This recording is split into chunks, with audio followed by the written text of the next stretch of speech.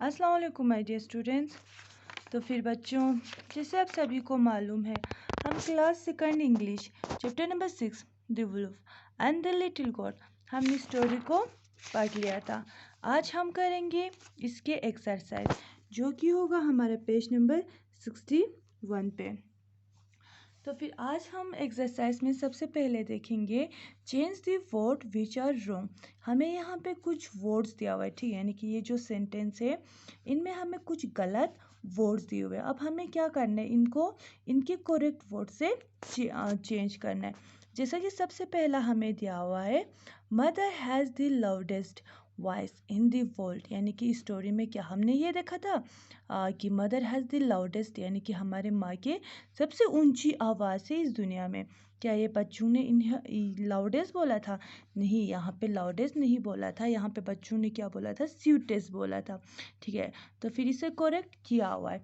अब सेकंड हमें देखना है, be very careful of the friendly wolf. क्या ये जो मदर गॉड थी उसने ये बोला था, बच्चों ज़रा संभाल के बैठना, उस फ्रेंडली वुल्फ के साथ क्या संभाल के बैठना बोला था? नहीं।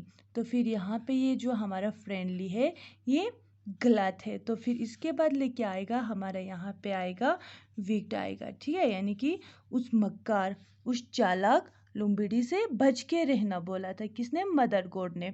ठीक है, तो फिर इसी तरह थर्ड वाला, the wolf tripled and felt into the river. वो जो वुल्फ थी वो ट्रिप्ड होके रिवर में गिरा था? नहीं, वो ट्रिप नहीं हुआ था, बल्कि क्या हुआ था, वो स्लिप्ड हुआ था। ठीक है, तो फिर यहाँ पे क्या आएगा, स्लिप्ड आएगा। ठीक है, यानी कि वो फिसल गया था। अब फोर्थ वाला हमसे पूछते हैं, can you please get me a long and thin rope. क्या जो मदर गॉड थी उसने अपने बच्चों से ये बोला था, क्या तुम लोग मेरे लिए एक लंबा सा और एक पतला सा रोप लेके आ सकते हो? ये बोला था। थिन हम किसे बोलते हैं? पतले को। ठीक है, तो फिर मदर गॉड ने यहाँ पे थिन का इस्तेमाल नहीं किया था, यहाँ पे किसका इस्तेमाल किया था? मदर गॉड ने यहाँ पे स्ट्रोंग का इस्तेमाल किया था। ठीक है, मदर गॉड ने अपने बच्चों से क्या बोला था, क्या तुम लोग मेरे लिए एक लंबा सा और एक मोटा सा रस्सी लेके आ सकते हो? अब फिफ्थ वाला, I will never meet you and the kid again. ठीक है, क्या यहाँ पे ये बोला था कि मैं आज के बाद दोबारा तुमसे और तुम्हारे बच्चों से कभी नहीं मिलूंगी? क्या ये जो भेड़िया था उसने ऐसा बोला था? नहीं, यहाँ पे मीट नहीं बोला था, उसने क्या बोला था, ट्रबल बोला था। ठीक है, कि आज के बाद मैं तुम लोगों को परेशान नहीं करूँगा, ये बोला था उस भेड़िया ने। ठीक है, तो फिर पहले में वीक, दूसरे में स्लिप, तीसरे में स्ट्रोंग और चौथे में ट्रबल, ये था। तो फिर इसके बाद हम करेंगे इसके क्वेश्चन आंसर्स, यानी कि आंसर इन डिटेल्स। तो फिर फर्स्ट क्वेश्चन हमसे पूछते हैं, why did mother goat had to go out, यानी कि जो वो मदर गॉड थी उसे बाहर क्यों जाना था?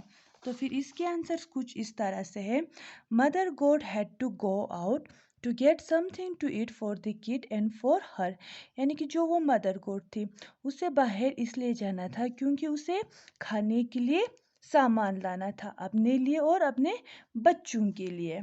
ठीक है, अब सेकंड क्वेश्चन हमसे पूछते हैं, in what way was the youngest God clever.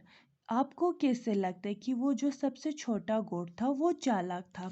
ठीक है, तो फिर द यंगेस्ट गॉड सा द वुल्फ टेल। तो फिर वो जो सबसे छोटा गॉड था उसने क्या देख लिया, उस वुल्फ की, उस भेड़िए की दुम को देख लिया। कहाँ से? विंडो से। ठीक है, यानी कि through the window. He understand that the wolf was trying to trick the little goat because he want to eat them. और जब उसने उस भेड़िए के दुम को देख लिया तो फिर उस छोटे से बकरी को समझ में आ गया कि वो जो भेड़िया है वो चाल, यानी कि वो क्या कर रहा है, एक ट्रिक खेल रहा है। ठीक है, यानी कि वो उन्हें खाने के लिए एक जाल बिछा रहा है। ठीक है, तो फिर so they didn't open the door, इसलिए उन्होंने दरवाज़ा नहीं खोला। ठीक है, अब थर्ड क्वेश्चन हमसे पूछते हैं, how did the little goat know it was not there mother hoof. तो फिर वो जो छोटे लिटिल गॉड से उनको कैसे मालूम चला कि वो उसकी माँ के हुफ, यानी कि पैर नहीं थे? Mother goat had small brown hoofs. तो फिर जो ये उनके मदर गोट थे, ठीक है, यानी कि जो वो छोटे छोटे जो गोट थे, उनके जो मम्मी थे, उसके क्या थे, छोटे छोटे ब्राउन कलर के हूफ्स थे। But the wolf feet had big claws. लेकिन जो वो भेड़िया था, उसकी जो पैर थे, उसकी क्या थे, बड़े बड़े पंजे थे, ठीक है, यानी कि नाखून वाले पंजे थे। So they knew it was not there mother hoof. तो फिर उन बच्चों को ये पता चला कि वो उसकी माँ की पैर नहीं है। तो फिर fourth question, how did wolf plan to hit his claw. ठीक है, फिर उसके बाद उस वुल्फ ने, उस भेड़िए ने क्या सोचा, क्या आइडिया, क्या तरकीब निकाला, जिसके बाद उसने अपनी क्लॉस को, यानी कि अपने पंजों को छुपा दिया। The wolf planned to wear brown socks to hit his claw। ठीक है, तो फिर उस भेड़िया ने ये प्लान किया कि वो एक ब्राउन कलर की सॉक्स पहनाएगा। ठीक है, यानी कि वो ब्राउन कलर के सॉक्स पहन लेगा, जिसके मदद से वो अपनी क्लॉस को छुपा लेगा। ठीक है, यानी कि वो उन्हें, अपनी क्लॉस को क्या कर लेगा, हाइड कर लेगा। ठीक है, अब फिफ्थ वाला हमसे पूछते हैं, how did the goat help wolf in the end. यानी कि जो वो गॉड्स थे, उन लोगों ने कैसे मदद किया उस भेड़िए की। तो फिर इसका आंसर है इस तरह से, the god got a long and strong rope. ठीक है, तो फिर वो जो बकरी थे, उन्होंने क्या लाए, एक लंबा सा और एक मजबूत सा रस्सी लाया। कहाँ से, अपने घर से।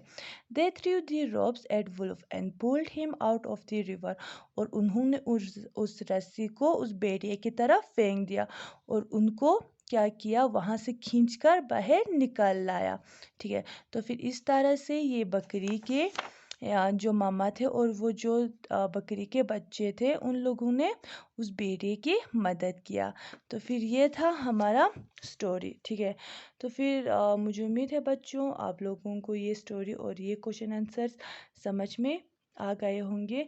कल हम इसके ग्रामर वाले क्वेश्चंस करेंगे। तब तक के लिए खुदा हाफिज़।